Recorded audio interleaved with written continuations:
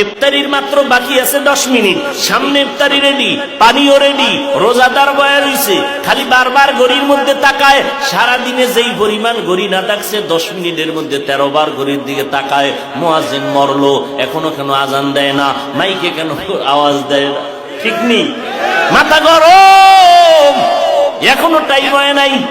কততে তাড়াতাড়ি ক্যালেন্ডার দেখ। আল্লাহ কয় ফেরেশতা তাকায় দেখ, মাত্র 10 মিনিট বাকি, পেটের মধ্যে প্রচন্ড ক্ষুধা, পানির পিপাসা, সামনেও খানা রেডি, পানিও রেডি, এরপরও কেন পান করে না, খায় না, ক্ষুধাও আছে। আল্লাহ কয় ফেরেশতারা জানুনি? কয় জানি না। আল্লাহ বলে, ও ফেরেশতা তাকায় দেখ, সবাই আমি আল্লাহকে ভয় করে, এবং তোরা সাক্ষী থাক, আমি আল্লাহ এদের জীবনের সব গুনাহগুলো মাফ করে দিলাম। আতিনা ফি দারে দুনিয়া না হাসান, আতিনা ফি দারে উকবা না হাসান, ইয়া গিয়াসাল মুস্তাগীসিন হদিনা লফতিখারা বিল উলুমে ওয়াল গিনা। হর গরি দেনে কো তু তৈয়ার হ্যায়, जो न मांगे उससे तू बेजार है। তাকওয়া অর্জন করো রোজার মাধ্যমে। এরপরে আল্লাহ কয় জবানটারে হেফাজত করো। কেমনে জবানটারে হেফাজত করব? আল্লাহর ভয় অন্তরে লুকাইয়া কথা বলার আগে আল্লাহকে ভয় করো। কথা বললে আমার আল্লাহ খুশি হবে না বেজার হবে, এই চিন্তা করিয়া যখন চলবা তখন কিছুটা কন্ট্রোল হবে।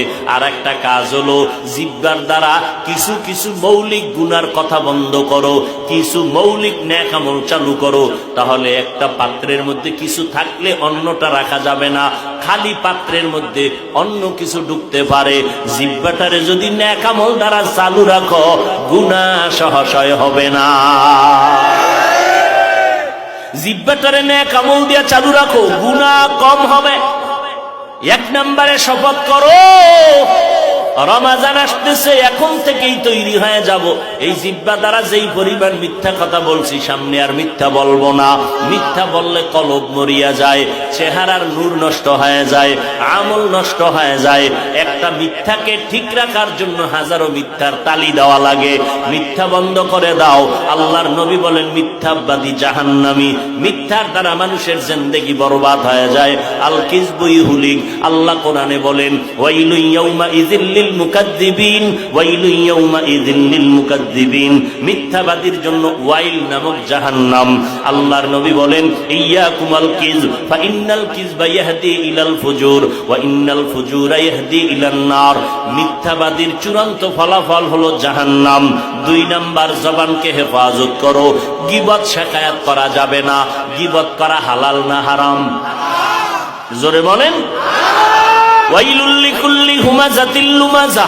এই সূরাটার ব্যাখ্যা পড়ে দেখবেন গীবত করা হারাম, মরা ভাইয়ের গোশত খাওয়ার সমান। আল গীবাতু আশাদ্দু মিনাজ জিনা।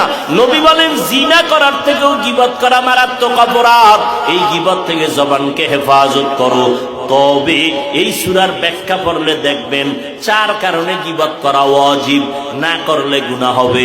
এর মধ্যে একটা কারণ, ইসলামের ব্যানার লাগাইয়া যারা উম্মতের ঈমানের উপরে আঘাত করে, আহলে হক ওলামাদের উপরে দায়িত্ব ওই ভণ্ডদের নাম ঠিকানা শুদ্ধা উম্মতের বইলা বইলা সজাগ করা, সতর্ক করা, যে ওই ভণ্ডের কাছে যাইবা না, ওই দরবারে যাইবা না, ওই মাওলানার কাছে যাইবা না।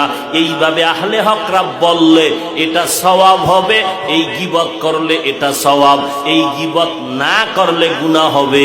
ওয়াইলুল লিকুল্লি হুমাযাতিল লুমাযা। এই সূরার ব্যাখ্যা পড়লেই পেয়ে যাবেন গীবত করা হারাম, হারাম, হারাম। 4 কারণে গীবত করা ওয়াজিব, না করলে গুনাহ হবে। এর মধ্যে একটা কারণ বললাম। অতএব আমরা ইসলামের ব্যানারওয়ালাদের বিষয়ে যা বলি, এটা গীবত হলেও আমাদের সওয়াব হবে।